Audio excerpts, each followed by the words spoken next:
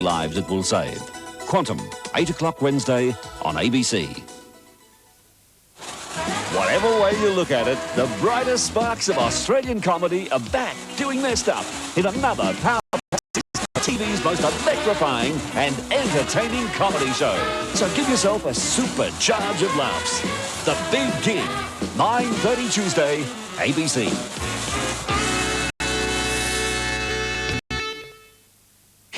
It's not that I don't want a baby. I'll tell you something. If I bloody could, I'd have the baby myself. I would. If I could, I'd bear it myself. Hello?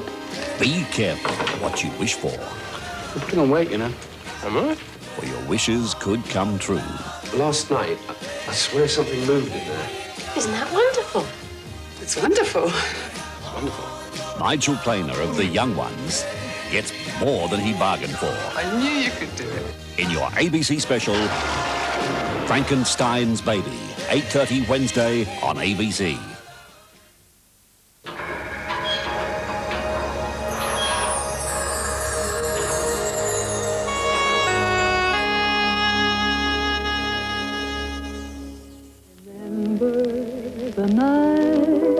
The night you said I love you.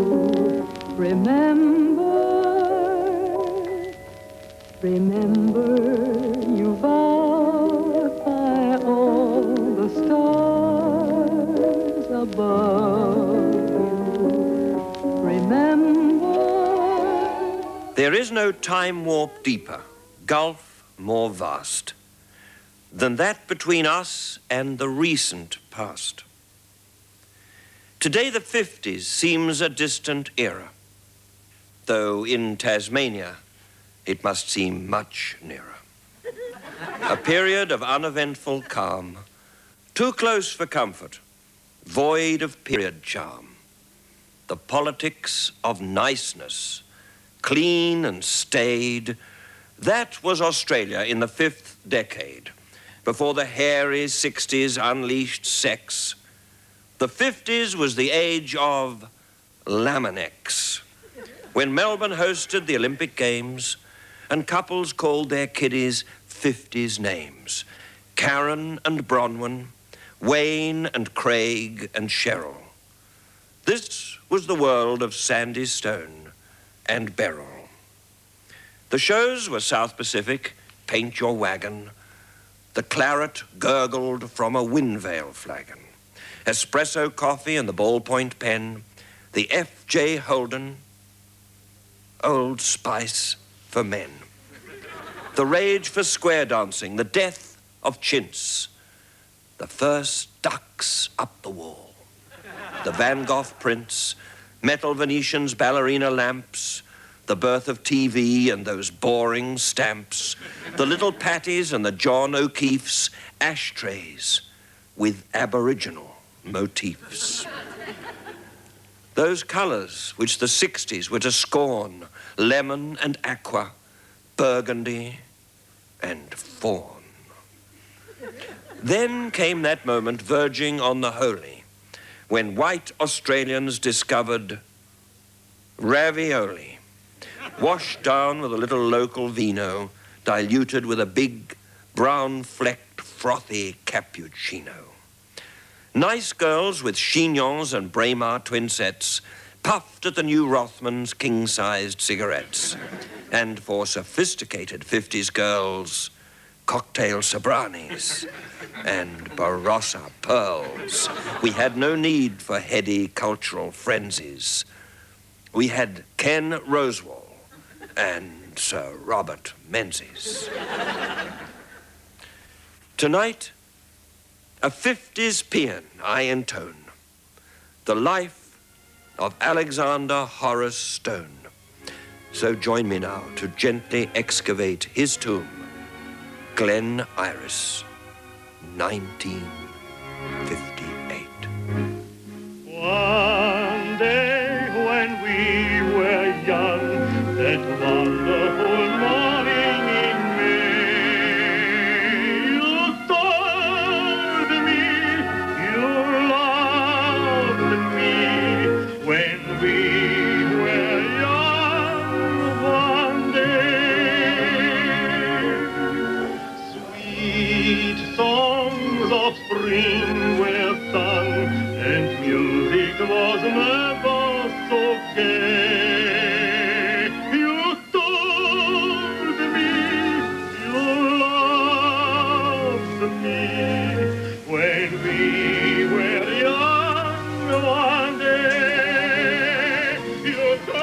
to the RSL the other night and had a very nice night's entertainment. Beryl, that's the wife, came along too. Beryl's not a drinker, but she had a shandy. She put in quite a reasonable quantity of time yarning with Norm Purvis's good lady. And I had a beer or two with old Norm and some of the other chappies there. I never say no to the occasional odd glass.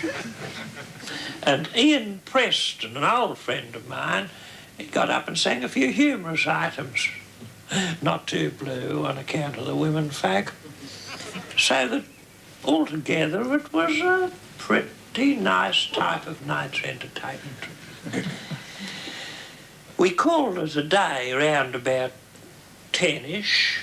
You see, we didn't want to make it too late at night, as Beryl had a big wash on her hands on the Monday morning. And I had to be in town pretty early, stock taking and one thing and another. Well, we would have got back to Kiora, Gallipoli Crescent, approximately in the vicinity of 20 past. And Beryl and I went to bed. I was very glad that we hadn't made it too late a night on the Sunday, because the Chapmans were expecting us over on the Monday evening for a couple of hours to look at some slides of their trip. He's a very nice type of person. Some of the coloured pictures he'd taken up north were a real picture. Vi Chapman had gone to a dickens of a lot of trouble with the asparagus rolls. So that altogether it was a pretty nice night's entertainment. Educational too. However, round about 10 or 10-ish, I said that we'd have to be toddling. You see, we didn't want to make it too late a night, as Tuesday was the tennis club picture night, and Beryl had a couple of tickets. Well, there's not much I can say about the Tuesday, except that it was a pretty nice night's entertainment. We're not ones for the theatre as a rule, but when we do go, we like to see a good, bright show. After all, there's enough sadness and unhappiness in the world without going to see it in the theatre. I had a bit of strife parking the vehicle. You know what it's like at that intersection up near the Civic. However, I found a posse in the long run, just when I was beginning to think I might miss the blessed newsreel. The newsreel had a few very informative shots of some of the poorer type of Italian housing condition on the continent. And you know, it made Beryl and I realise just how fortunate we were to have the comfort of our own home and all those little amenities round the home that make life easier for the women folk and the men folk generally in the home. Well, we left soon after interval. Oh, the next show wasn't the best, and I was feeling a little bit on the tired side. Besides, Beryl was expecting her sister and her husband over for a game of 500 on the Wednesday night, so we didn't want to make it too late night on Tuesday. Well, we would have got home, approximately in the vicinity of, give or take a few minutes, 20 past. And Beryl and I went to bed. I had to whiz out of the office on the Wednesday lunch hour to get a few cashew nuts to put round the card table. Beryl was running up a batch of sponge fingers with the passion fruit icing. Oh, there's no doubt about it. Beryl makes a lovely sponge finger. Well, the card night went off very nicely indeed, except that Beryl's sister Lorna got a little bit excited during the 500 and she knocked over a cup of tea and a curried egg sandwich on the new carpet. Oh, she was very apologetic, but as I said to Beryl later, saying sorry won't buy you a new wall-to-wall. And you know what curried egg does to a burgundy axe mince? By and large, though, all things considered and taking everything into account, it was a big nice night's entertainment. They left early-ish, and Beryl and I went to bed. Thursday was pretty quiet in the office. I was just as glad because I've been feeling a bit more on the tired side than usual. Beryl had another fitting that night. She's getting a new frock made for Jeff and Janice's wedding at Holy Trinity on the 21st. Wants to wear something a little bit special, you know what the women folk are like. Well, I dropped her off at the dressmaker's on my way to lodge. It was a bit on the latest side when I got home, and I went straight to bed and had a very nice night's rest.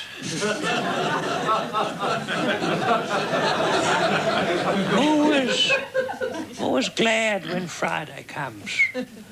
Beryl and I usually have a lovely quiet evening in the home.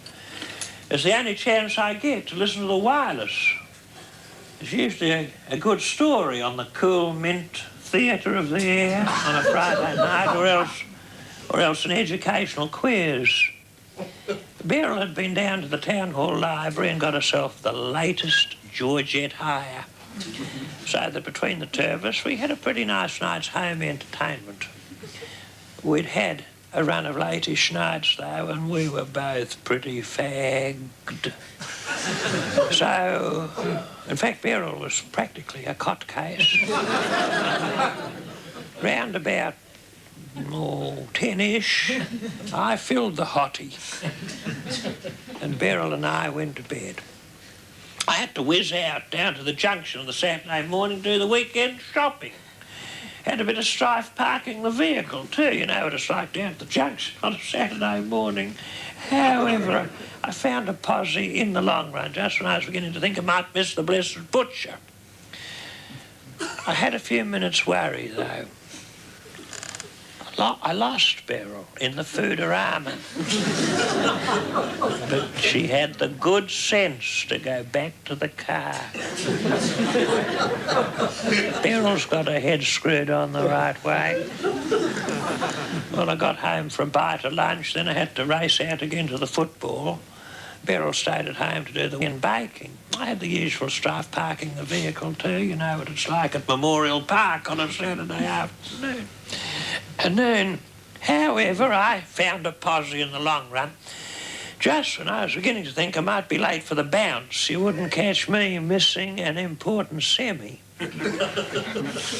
Beryl had packed me a lovely thermos of Milo, and I was very, very glad of it. It gets very cold and blowy in the outer. Had a bit of strife. Lovely. Had a bit of strife shifting the vehicle. You know what it's like at Memorial Park after a big match. Utility wedged right in front of me. However, I got it out in the long run just when I was beginning to think Beryl might have to wait tea. By the time I got home, it was that blowy. The Herald was all over the front lawn. Next door had invited us in to listen to their microgroove of My Fair Lady. But, well, I'd heard it about 16 or 17 times. In point of fact, it was their microgroove that I had heard that number of times, in view of the fact that their new Stromberg Carlson radio was a little bit on the loudish side. In fact, I want to hear the rest. So Beryl and I made our excuse. We took the opportunity to avail ourselves of a comparatively early shut-eye. And went to bed. I'm always glad when Sunday comes. Always clean the car of the Sunday morning and do a bit of pottering in the garden. I'm a bit worried about those roadies. I had the roast midday, as we only like a light tea on a Sunday night. Nice bit of corned beef Nice little dollop of Beryl's chutney on the side of the plate, or else a little drop of rosella. Nice lettuce, or two, with a bit of beetroot staining the lettuce. Some nice scones and nice apricot jam with a nice cup of tea.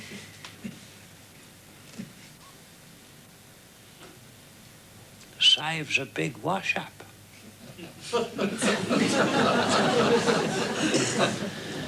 I'm really looking forward to the RSL tonight, because if you can go by experience, it ought to be a very nice night's entertainment.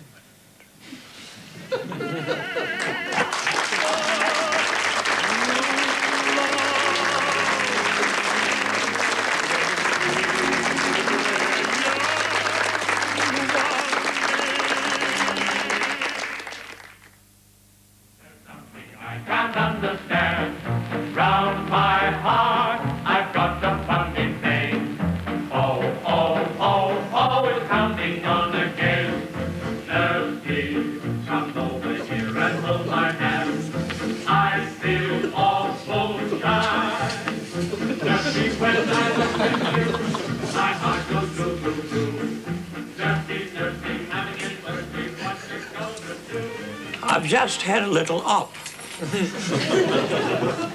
The good people here at the repatriation hospital have been particularly decent to me for the duration of my stay here, with particular reference to Nurse Younghusband, who's been a real tower of strength. Really bonds the little lads, nothing too much trouble. When I first came into the blamey ward, she put her head round the corner and she said, "My buzzer is there to be used." And, you know, for the first few days, I nearly buzzed her silly. Of course, a lot of the different ones expect you to know the ropes straight off. When I first came into the ward, some little madam put her head round the screens first thing in the morning and she said, "Yes or no?"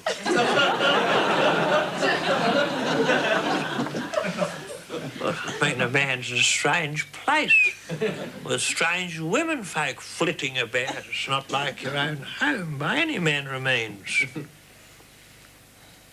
Yes and no, I said. Of course, I've never enjoyed a day's illness in my life, apart from a few little funny turns that Beryl couldn't put her finger on. I toddled off to Dr. Hamilton at the time, and he couldn't put his finger on it either. So this little setback came as quite a surprise to Beryl and my good self. Dr. Hamilton said it wasn't a bit unusual at my time of life, and he said the vast majority of chappies went through it. He said that as far as Beryl and I were concerned, it wouldn't make any difference whatsoever to our married life. He hit the nail on the head there. Of course, Beryl pops in every afternoon about 3:30 to eat the grapes and give me the latest news, which is a lot more than some of the other wives do in the blamey ward. There's a poor old beggar over there with more holes in than a pincushion. This good lady only pops in on Saturday afternoons to listen to the races on his headphones. Well, of course, he's as deaf as a post anyway, so it's 6 of one and half a dozen of the other. But Dr. Hamilton said I'll have to take it very, very easy when I'm back on my feet, and I'm giving a lot of serious consideration to the retirement factor. Of course, plenty of chappies retire, they don't know what to do with themselves. Old Jim Fleming from the buying department was a case in point. He was busting to retire, reckoned on putting in a bit more time at his little shack in the hills. Though his wife's almost bedridden, she's still got her own teeth. But we all clubbed together. We bought him a lovely standard lamp and a smoker's companion, and he passed away 2 weeks later. Not my idea of retirement. Then again, I don't want to let my bowls slip. There's a lovely crowd of chappies at the Louisa Hutchinson Memorial Bowling Green, and a man makes a lot of contacts that way. Not that I'll need contacts when I retire, I suppose. More friends, I suppose you'd say. Of course, Beryl and I, we used to be as keen as mustard in the old days of the tennis club before the war. Beryl was a little humdinger in the mixed doubles. She always ran up the best tennis cake, too. We'd sit there in the clubhouse after a match with our thermos and some of the different other couples and their thermi. Sometimes there'd be dancing or crazy whist. I'll never forget the night Beryl and I won the Lucky Spot dance. It was a pound box of luscious chocolates. Beryl popped them into a new sequined evening bag she'd made herself. She's always been good with fiddly things, but she forgot all about them till after we'd done the Mexican hat dance. She dived for a hanky to blot her lip, and before you could say Jack Robinson, she was up to her wrists in black magic. Oh, that was the dickens of a long time ago, though. You know, and the couples have all moved to different neighbourhoods, and then the war. But somehow it always seems like a long summer afternoon when you're playing mixed doubles. There's a tennis club right next to the repat outside my window, and I can hear them playing right up until when the light goes. And the couples laughing when there's nothing particularly funny. And the sound of the sprinkler on the spare court. And the sound of the hose being dragged across the tennis court. The couple saying thank you to the kiddies when a ball lobs over the fence. And I can hear them shut the cyclone gate. And the cicadas. And the cars going off into the distance. Cars going off into the distance. Cars.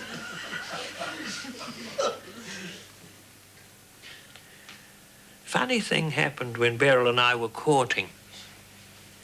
We went down to Lake Wendouree for a picnic with some of the other billing and cooing couples. And we were sitting there by that lovely lake, looking at the view, not saying anything, close-ish, but not close, until it got dark. And I let my hand slide along the buffalo grass till my little finger was just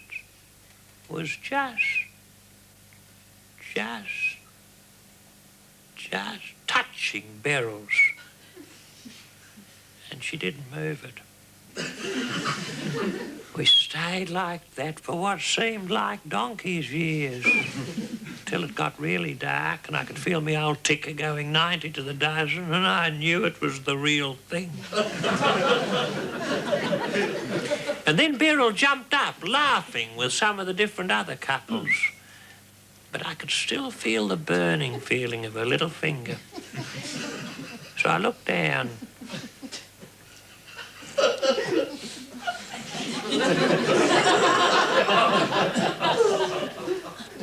And I saw my hand was touching the blessed thermos.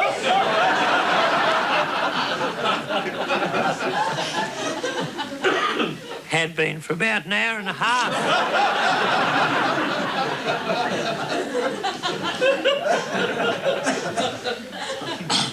I didn't mess round much after that. Funny thing, we went back to Lake Wendouree a few weeks ago. Never go back. Never go back. But the place had changed out of all recognition since the days when the billing and cooing couples used to go there. Lolly papers everywhere. You know, too many amenities. There was an inconvenient number of conveniences as far as I could see. Beryl had packed a thermos and a few bits and pieces, but it was that blowy, the tartan rug wouldn't stay down. And in the end, when I got all the burrs out of my socks, I said, Beryl, let's call this a day. We shouldn't have come back. I said in the car coming down we shouldn't. She said, you said it once, you said it 100 times. It was getting like that when all of a sudden, lo and behold, a gust of wind from nowhere blew a bit of Beryl's greaseproof paper way off to Billy-O.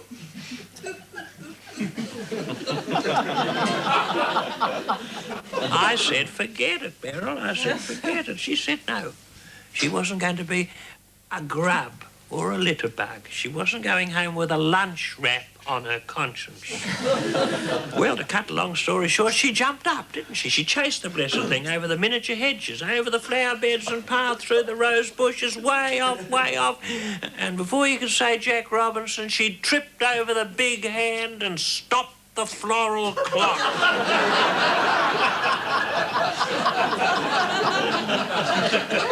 Stupid place to put the blessed thing, anyway. I mean, it'd only have to turn 12 suddenly.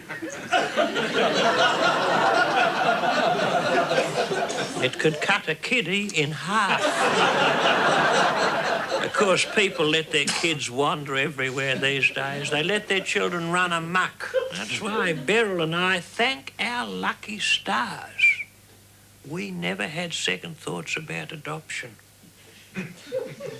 Oh, that's a lottery. And you hear some terrible stories. You hear shockers. There's a couple that we know.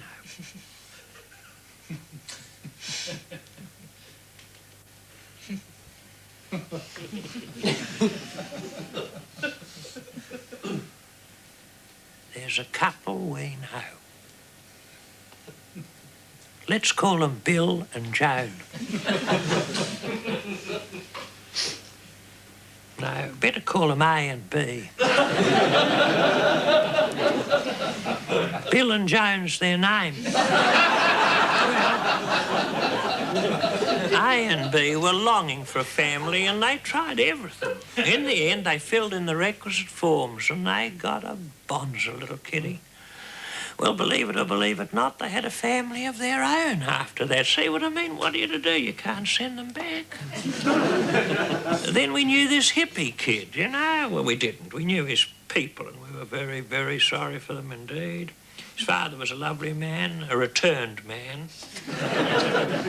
Well, this hippie nearly killed his father by putting his head in a gas oven. His own head, that is, not his dad's. Oh, they got him out. Oh, they got him out. And Dr. Goldsmith, the psychologist at the Louisa Hutchinson Memorial Clinic, he diagnosed it as a cry for help.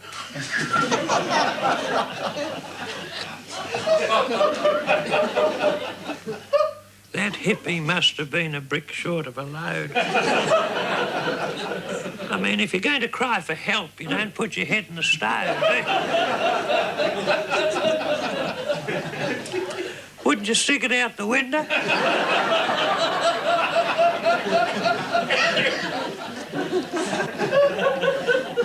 Little ratbag. Sister Frizzell said I ought to be back on my feet in a day or two, and I can't say I'll be sorry. See, it's no picnic lying flat on your back between strange sheets, particularly if you're partial to the odd milk arrowroot biscuit. Nurse, young husband, she sweeps out my crumbs for me, but you can't expect any little madam to do a personal thing like that, and biscuit burn can be very serious. Then again, I don't want to leave Beryl on her lonesome. She's a handsome woman, and Kiora gets pretty lonely. Pretty quiet when you're by yourself, naturally. Of course, Beryl's got the TV, but she doesn't like to watch that without someone to talk to. She says she's busy, running round all day like a scolded cat, she said. But I've never seen a scolded cat running around all day.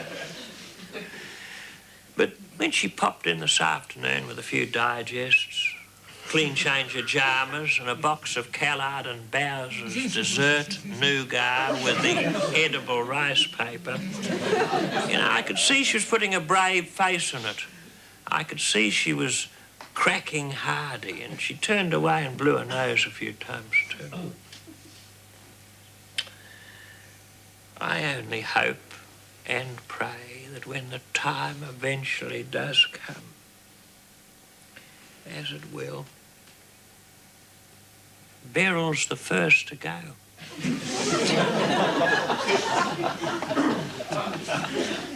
You see, it was different in the old days of the mixed doubles and the tennis club and the crazy whist and the couples. But you can't win a lucky spot all your life. When songs of spring are sung, remember that morning in May. Remember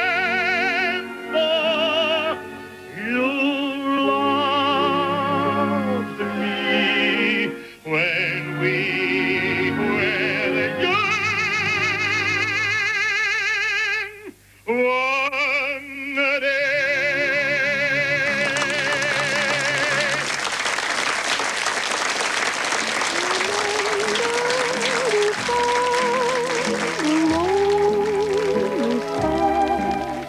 And after I learned to care a lot, you promised that you'd forget me not,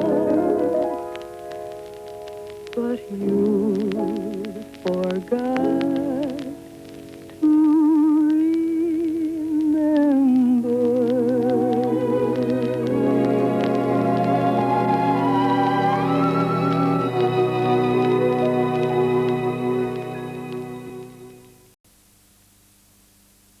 Next on GP, Julie plunges into the world of organized romance. I don't know what to say. Oscar? And so does William. I was just going to ask you if you'd like a drink. But Michael... You said I love you. Remember, you vowed by all the stars above.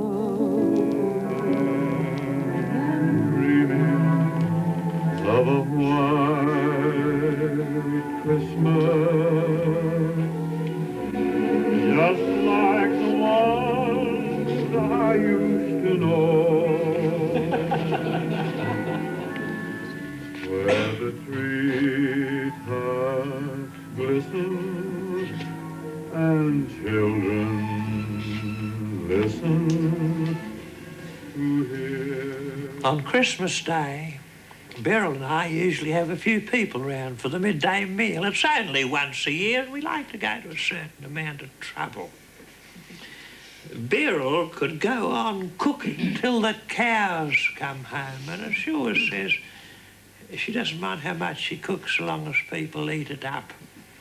Waste not, want not, as they say in the classics. Anyway, this year she went crazy. My wife is known for her puff pastry. In fact, she's notorious for it. I think if Beryl ever had anything on a tombstone, it'd just say Beryl Stone, known for her puff pastry. Well, she turned out a batch of 6 little mince pies and one big one to keep her hand in. She always likes to get her pudding over and done with early in the piece, too, ever since the year she fell in. Of course, I do my bit, boiling the sixpences, but my main department is the tree and the decorations, etc. I always get the tree from Bob May. A very nice type of chappie, a returned man. Once a year, he runs his conveyance up to the Dandenongs, to one of those new reforestation plantations in the vicinity of the Sylvan Dam. at night. Well, I don't ask any questions. I just say, thanks very much. I leave it at that. Mind you, if I'd known where he got them, it'd be an entirely different matter altogether.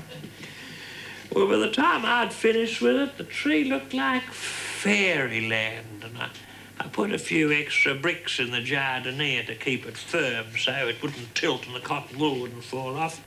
We kept the Venetians well closed too, so the blessed thing wouldn't droop all over the shop before the big day. Pine needles. They play merry hell with my wife's appliance. Our dining room table is very deceptive. In fact, all our furniture is deceptive. Very deceptive. But it seats quite a fair compliment with the leaf in. So we invited Mr. and Mrs. Simpson, Clive and Valda Clissold, the Clissold couple, and the Nettletons with their two delightful kiddies, Wayne and Marilyn, making 8, counting Beryl and my good self. Beryl said the nippers could sit at the bridge table and have their own little Christmas dinner.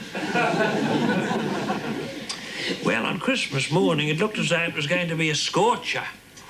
So Beryl got up early to pit the dates and do the stuffing before it got too hot to do a hand's turn. And I potted round the garden, giving a few shrubs a drink before the neighbours could wake up and dob me in. I then toddled off to communion at Holy Trinity. And the Reverend Neil Polkinghorn, a very go-ahead young chappie, he told the menfolk they could take their coats off if they were so desirous of doing so.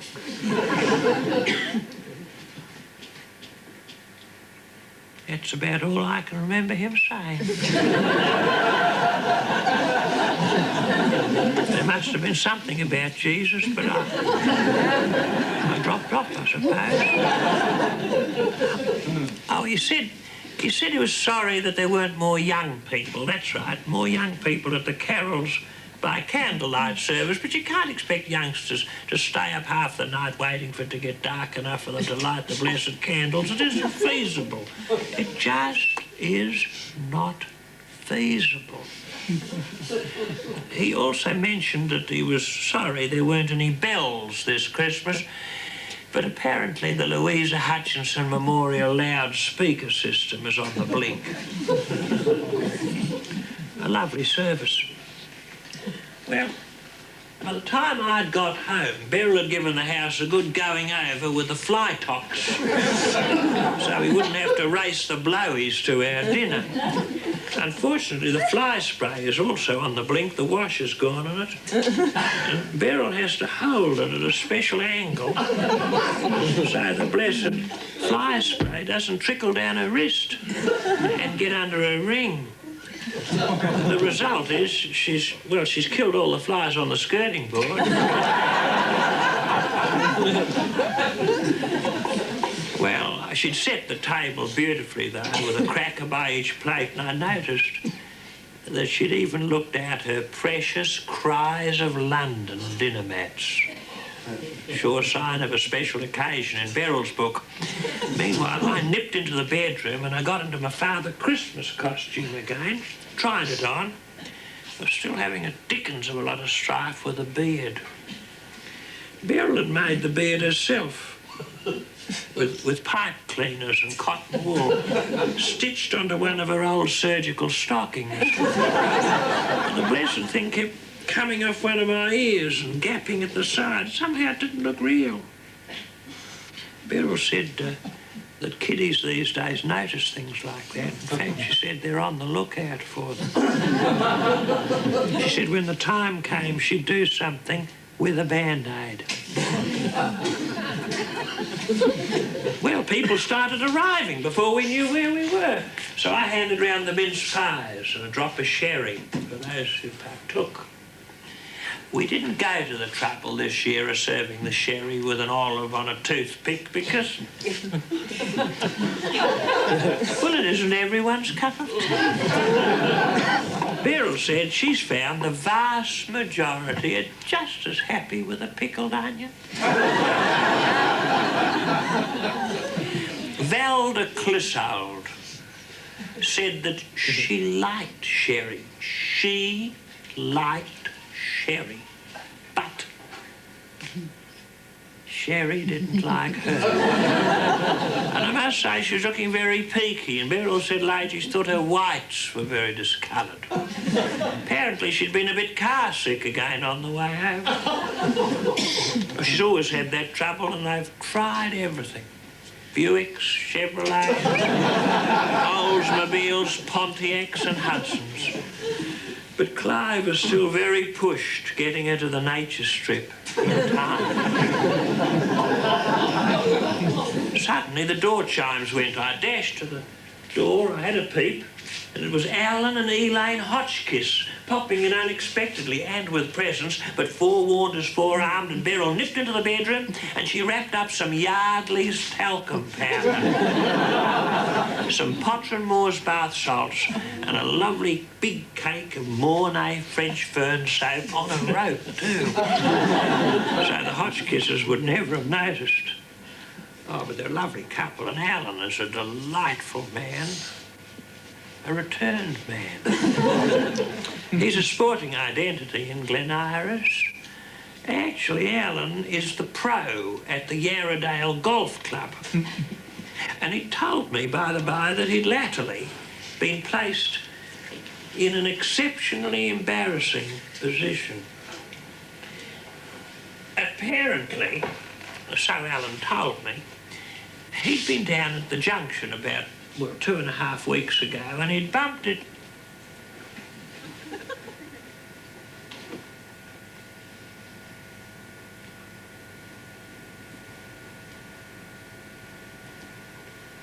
More like 3 weeks ago. 3. Could be more. Could be 2.5. 3, give or take a day. It'd be a good. Now it could be a good 3.5 weeks. 4 would be the 4. It was the Tuesday. Was it Tuesday afternoon? Between. It would be all of 3.5 weeks ago. It'd be a good 3.5 weeks ago. Anyway, it doesn't matter. It has no bearing.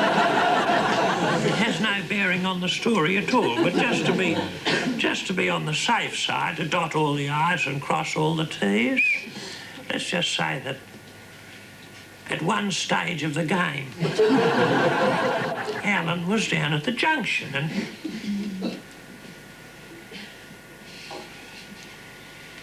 I'm not even sure it was the junction. It was at the shops. I think it was at those little shops in Cotham Road. No. It was Hartwell. What's Hartwell?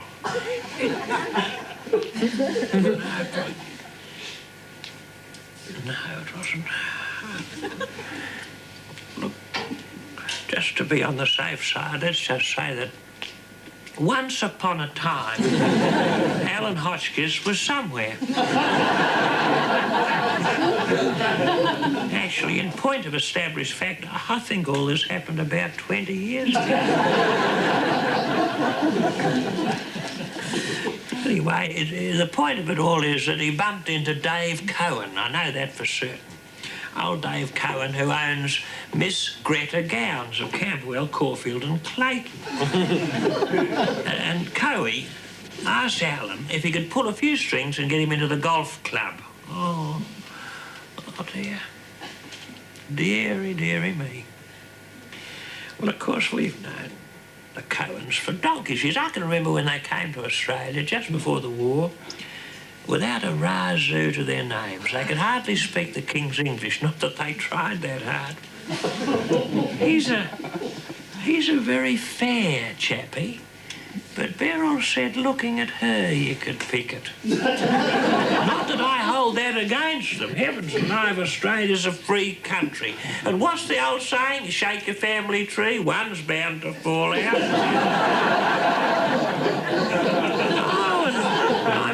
No in saying, oh, they have produced, you know, some wonderful people, you know, well, a few wonderful people. Scientists, musicians, giving money to hospitals, that type of thing. Still, oh, he put Alan in a beggar of a position. I mean, as Alan said to me later, he said, you know, you let one in, you've got to let them all in.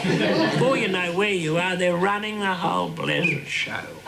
I personally, look, I'd have no objection whatsoever if they started up their own golf club. It's not that they're that short, and as Beryl said to me the other day, and it's so true, have you ever seen a poor one? Well, Alan wriggled out of it somehow, but he said to me that type of thing. Oh, it always happens when you get too pally. Give them an inch and they take a mile. Well, when the Hotchkiss couple had vermoosed, Beryl said, dinner's ready when you are. So I turned on the fairy lights. To cut a long story short, they fused everything in the place, including the new eye-level roast master. So by the time I'd fiddled round with the fuse box, we didn't sit down till about 4:30. Turkey was as tough as old Nick. On top of that, I couldn't get the pudding to light. And when it finally did, the plastic holly melted, giving it a funny taste. Vi Simpson said it was luscious all the same, and it was the thought that counted. I noticed, by the by, that Beryl had given Vi an extra large second helping of potatoes and dicky bird, even though she'd said she'd had an elegant sufficiency. And Beryl later told me she'd only done it because on the odd occasion we've eaten there, Vi's been a bit of an Ikey Mo. The night you said I love you, remember you vowed by all the stars above. Remember when you wish upon a star, makes no difference who you are. Anything your heart desires will come for you. If your heart is in your dream, no request is too extreme. When you wish upon a star as green as you. I'm not living at home anymore. Since my decease, Beryl, that's the wife, has put our lovely home, Kiora, 36 Gallipoli Crescent, on the market. It was the first really big decision she came to on her own, so I can't say she reached it without a certain amount of help and advice from our old friend and neighbour, Clary Lockwood, who lives at 43 Gallipoli Crescent and who has latterly been giving Beryl a bit of gentle prodding. The day after my funeral, he turned up on the front porch in his supportive capacity for a cup of tea, and in no time he was hopping into Beryl's homemade passion sponge. He looked across the lounge at my favourite armchair and he said it gave him the creeps to see it, because if he half closed his eyes, he could just about see me still sitting in it. It wasn't too far from the truth, in view of the fact that I was. He said my chair reminded him of a Genoa velvet tombstone in the middle of the lounge. He said, I wonder Beryl didn't get the waterworks having to run the hoover around it. Well, in no time he'd heaved it, chucked it on the back of his immaculate Vanguard ute, along with my beautiful chrome and Bakelite, all British handcrafted smoker's companion. Beautiful piece of furniture, really. Been a farewell gift to me from some of my friends and colleagues in the buying department at work on the occasion of my retirement. It's always been a bit of a luxury in our house in view of the fact that I'm a non-smoker. But I didn't like to say anything to my workmates. I'd known them all for many, many years. And they'd put a lot of thought into their gift. Still, you can get pretty attached to furniture. And furniture can get quite attached to you. Which is why we've all ended up here in the Holy Trinity, voluntary helpers, opportunity shop. My lamp, my chair, my hottie, and me. Of course, it's a big period of adjustment, death, and you miss your bits and pieces. Luckily, Clary Lockwood, on Beryl's behalf, has been dropping off the odd bygones from her married life, making the place a little bit more homely. The other day, he called past with 2 tea chests of my left-off effects, including a few wedding presents I'd completely forgotten about. Oh, there was a lettuce leaf cake dish with a couple of chipped tomatoes up one end, Aboriginal money box with one arm, a section of rabbit jelly moulds, galleon fire screen, and the pianola roll Beryl bought once when she thought we might be going to get a pianola. She always keeps it in a drawer in the dining room in case someone comes to dinner who can read music. Then over there somewhere is the Namco pressure cooker that Beryl was always too frightened to use. Ever since the lady next door had to scrape her beef stroganoff off the kitchen ceiling. And underneath that tray over there is Beryl's asphyxadrine inhaler. She used to get a bit snuffly when we were first married, and she sent off for a thing called an asphyxadrine inhaler. You couldn't get them at the chemist, I don't think.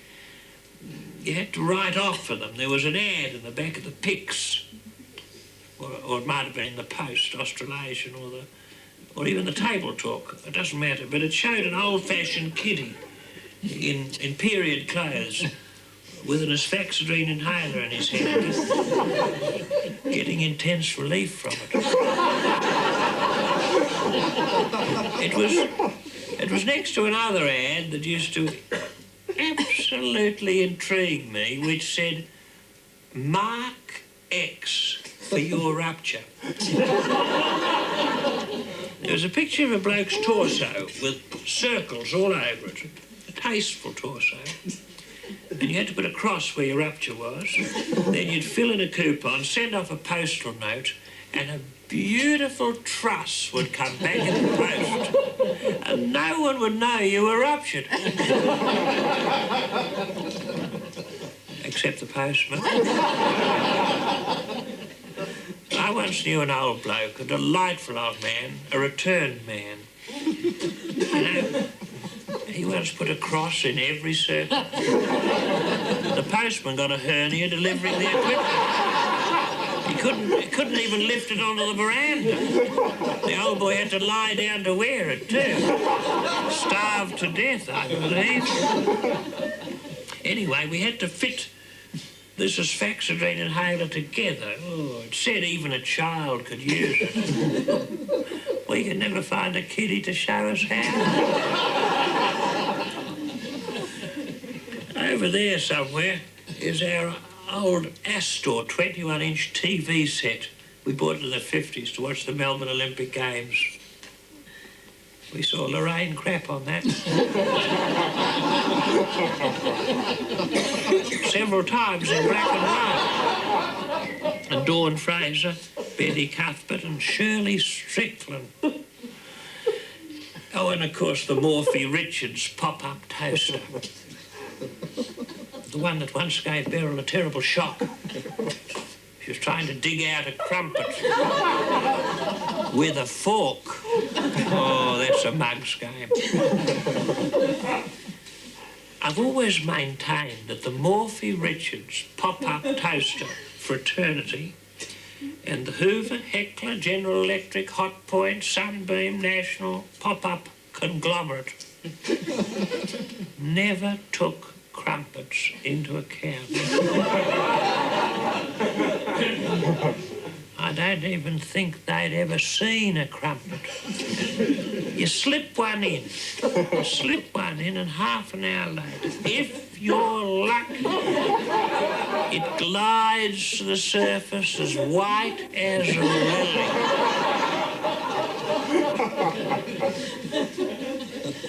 I think there's something in the crumpet itself. I once read what was in a crumpet. There's quite a bit of interesting crumpet literature on the cellophane around a packet of crumpets, and I read it once, one wet afternoon.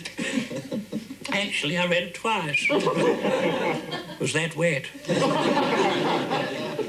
There's soluble solids of crumpet, edible crumpet fats, edible crumpet flavourings. That's well, they're all edible. Then there's emulsifiers and stabilisers. Goodness knows why a crumpet needs stabilising. Stop it falling off the plate, I suppose. Then there's niacin, lecithin, riboflavin, trace elements, and enzymes. And it's one of these enzymes that neutralises the electricity in the toaster. I mean, theoretically, if you had enough crumpets, you could black out a city. Mind you, sometimes it has the opposite effect. Flames leaping out of the toaster. You've got to turn it upside down and you bash it with a broomstick. Then you're over the sink and you're looking on the floor for it. You're scraping the black fur off until there's nothing left on it but a couple of crumpet holes. A black crumpet hole is no use to man or beast. But there's a little knob on the side of a Morphe. Just a little knob, and you could miss it. You could miss it, and Beryl did. She missed it for years. And then when she found it, couldn't leave it alone. That's the women folk for you. To the left of this knob, this little knob, is the word light. And to the right of the knob, depending on whether you're facing the knob or not, is the word dark. And over the middle of the knob, the top of the knob, the top of the middle of the knob, the middle of the top of the knob, is the word medium.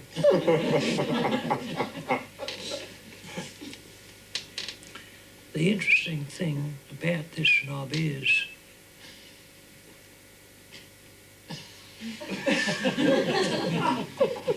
it isn't connected to anything.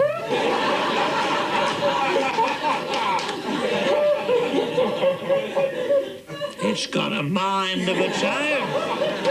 That's when Beryl reached for the fork, thereby making a near-fatal mistake. But it beats me that a household appliance that can't even push up a crumpet can throw a woman from one side of the kitchen to the other. She went up and down.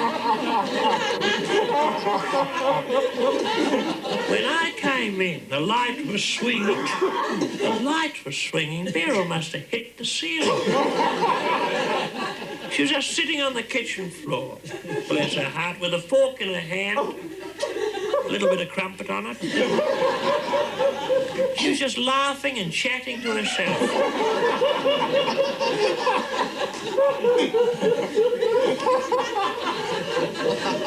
If it hadn't been for the fly-wire door, Beryl could have impaled herself on the rotary clothes hoist. She could have gone head first into the compost tumbler.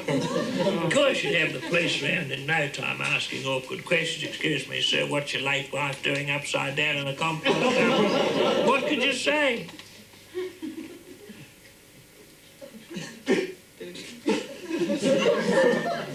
Crumpet did that. They wouldn't buy that. They wouldn't buy that in a million years.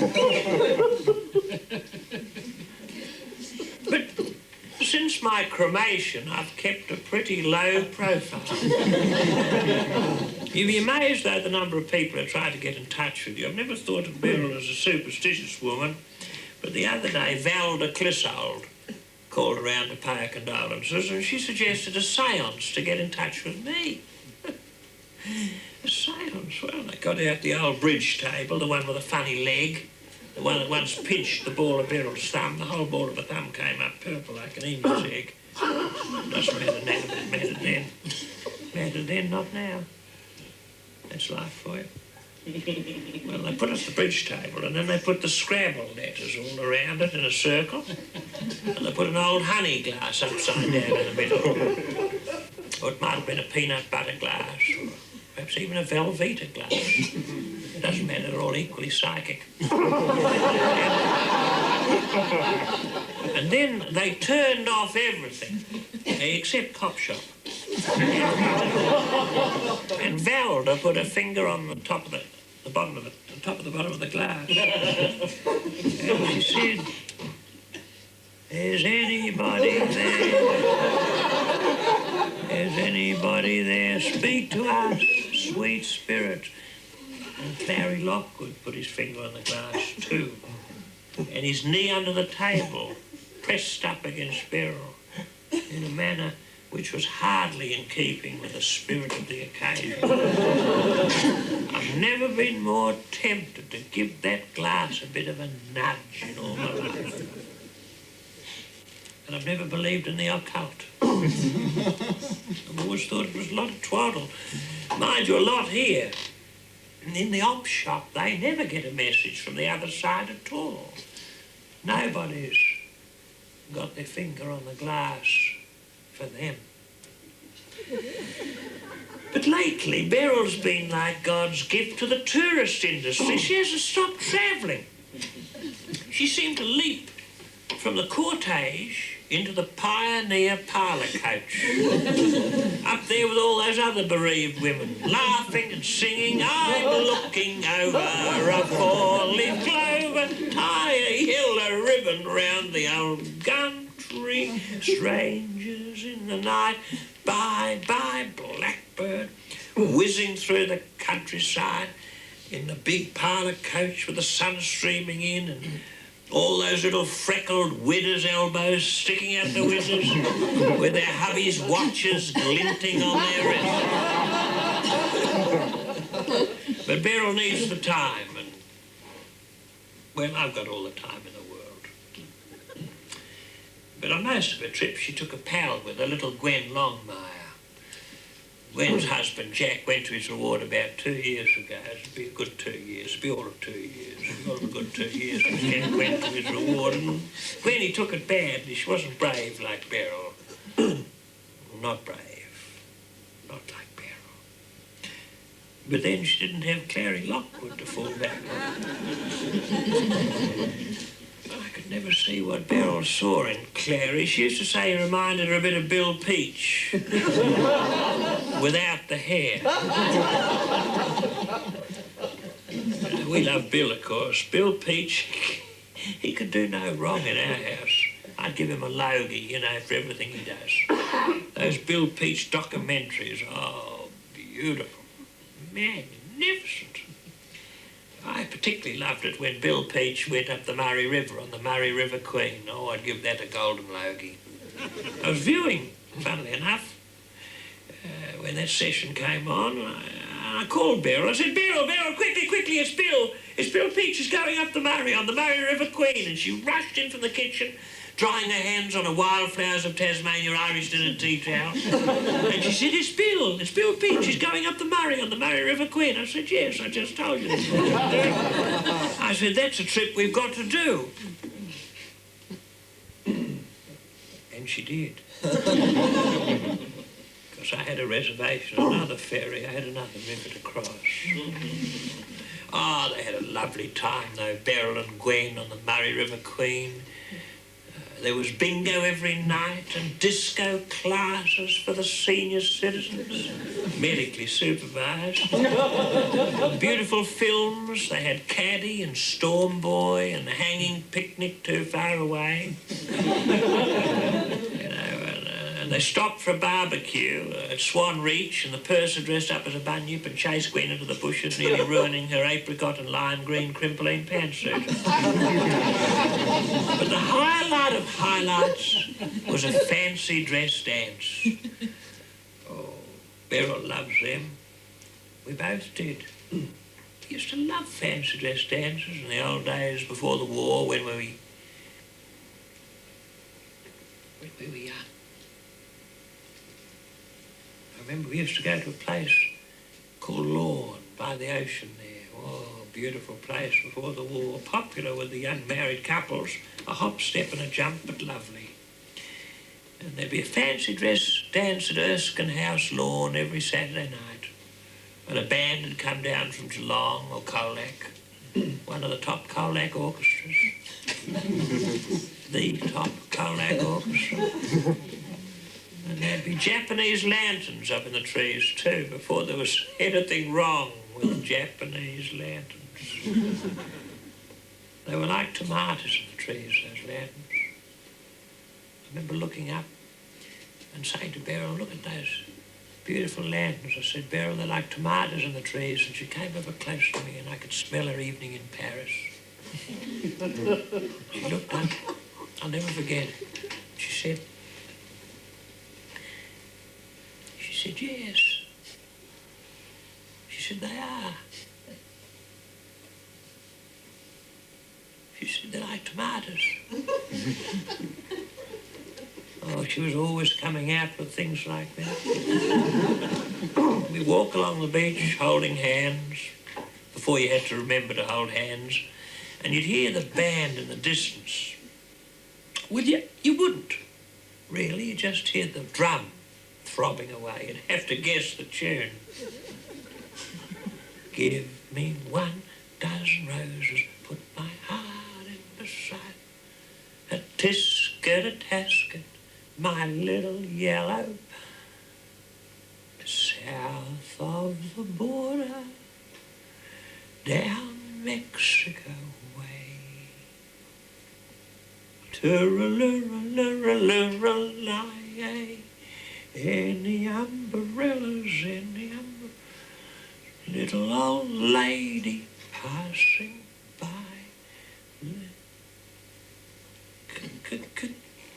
Katie, beautiful Katie, you're the only good girl that I adore. When the moon shines over the mountain, I'll be waiting at the kitchen. Any evening, any day, any little Lambeth way. When they begin up again, it brings me. There's a rainbow on the river. Somewhere over the rainbow. Quick step, slow foxtrot, quick fox, slow fox, quick fox, slow fox, Belita, Pride of Erin, waltz. Beryl went as a Honolulu lady that night in a grass skirt. Took us about a fortnight to get the nugget off her face. Solvol did the trick in the end. Mixed up with a bit of Bon Amy and old Dutch cleanser. And I put a sheet over my head and I went as a ghost. I put a sign round my neck that said ghost, in case someone thought I was a sheik. Because there were about 5 sheiks, only 1 ghost, which was me, and I got the second prize for originality, too. Gives you a rough idea of the standard. It was a lovely box of Columbine caramels with the little dancing ladies up the side and a window all the way down it to show you how many caramels were left. Mind you, that was a long time ago. That was before the war. Before the war. They don't put windows in confectionery these days. I reckon I'd be a dead cert for the first prize now. Anyway, If it had any kiddies, they'd be orphans. So I'm glad that Beryl and I never embarked. I mean, you hear some terrible stories about kids and what they do to the old people, bundling them off to twilight homes. Some of them dragged off the bowling green, I've heard that. Dragged, kicking and screaming off the bowling green. Oh, there was an old bloke that we knew. A lovely fellow, wasn't a returned man, but one of the nicest people you could ever wish to meet. Well, he was delivered to a sunset facility by his nephew, who he'd never even met. One day he's playing bowls. All his mates around him. He's happy as a box of birds, happy as a sandboy. Suddenly, this bodgy, you know, with a Cornell Wilde haircut, comes sauntering across the bowling green, taps him on the shoulder. He says, "Excuse me," he said, "I'm your nephew. The van's over there." This old bloke, he arrives in the home. He's still in his creams with a bowl in his hand. Thought the nursing staff were lady bowlers. "Hi, Glenys. How are you, Elsie?" "Nice to see you, Esme." Of course, unfortunately, the carpet in this hospital was green. On his first day, he crippled a specialist. They took the bowl off him, nearly took his hand with it. He was dead a day later. Not for me. Not for me. If I could have my death all over again, I hope I cross the great divide, catch the berry, jump the twig. I hope I go to my reward. I hope I fall asleep in the arms of the Almighty, cross the great divide. I hope I am gathered. I hope I let the matter drop in the comfort and security of my own home. Of course, property in Gallipoli Crescent's gone through the roof. I mean, I once said to Beryl, I said, "If anything happens to me, there's solid gold under this house." She must have taken me pretty literally. I'd hardly been sprinkled in the Memorial Rose Garden before Clary Lockwood was under there with a metal detector. He didn't find much. Just an old Ardagh cigarette tin, a rusty trowel some Dago brick he must have left there before he was interned for the duration. Oh, no, they found something. They found one of those old photo albums we used to have before the war with the dark brown pages held together with like a little silky dressing gown cord. Fancy corners on the snaps too, old faded snaps they were, the colour of tea that you make with condensed milk. I must have put that under the house donkeys years ago, so Beryl wouldn't find it. Used to upset her a bit. Heaven knows why, there was a few snaps in there glued in that, well, of me and a girl from the Sunday school that I used to court before I knew Beryl, little Phyllis Twemlow. She was a goer. I was pretty struck on Phyllis.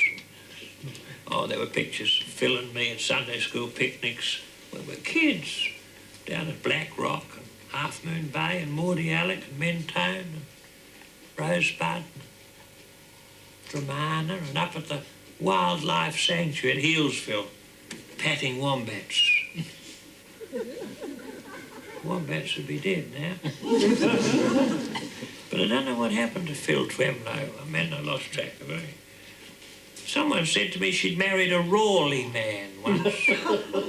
Got a lifetime supply of ready relief. Then there was a bloke at Lodge, 20 years ago, plus, who I met, never saw again.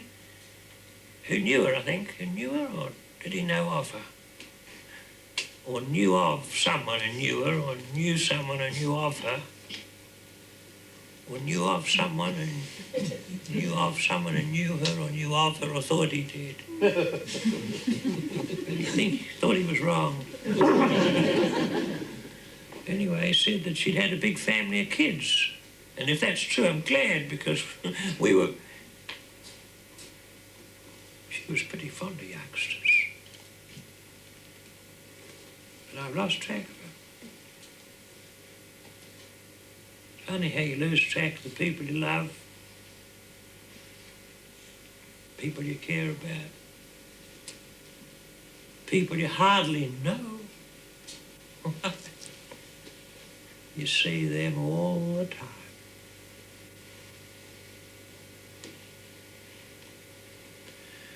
But it was damp under that house.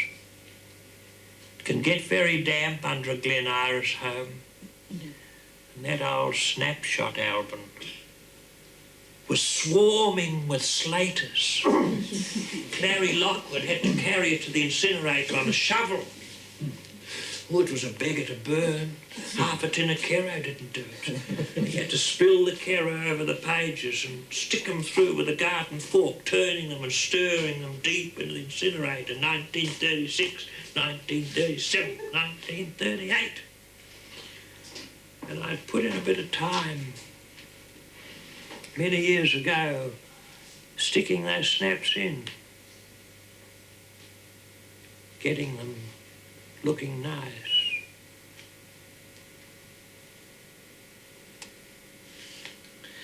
But he can see himself in a lot of things at my place, Clary can. You know, he broke into the shed, broke into my workshop. He didn't ask Beryl for the key, just smashed in the door. And he took all my tools. I had my name on all of them on a Band-Aid. And he took the Qualcast mower and the Pope's sprinkler. And I'd like a shilling for the number of times I've rotated that sprinkler. I knew he'd been pinching the shrubs. I'd hear him, you see.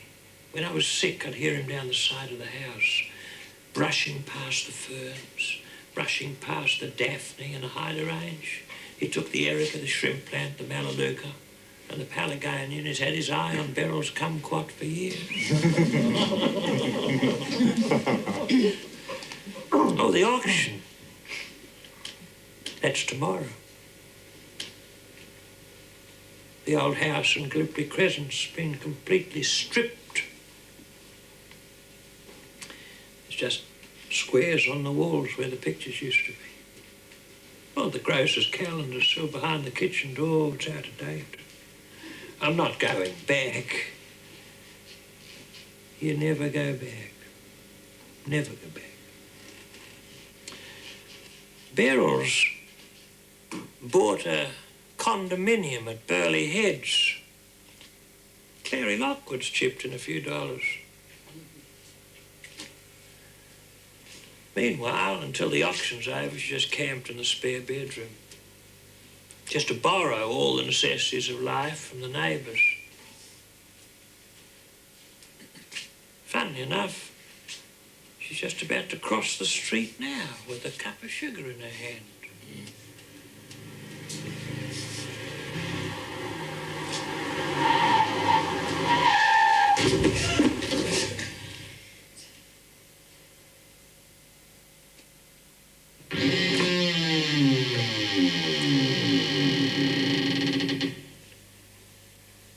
Talk of the devil.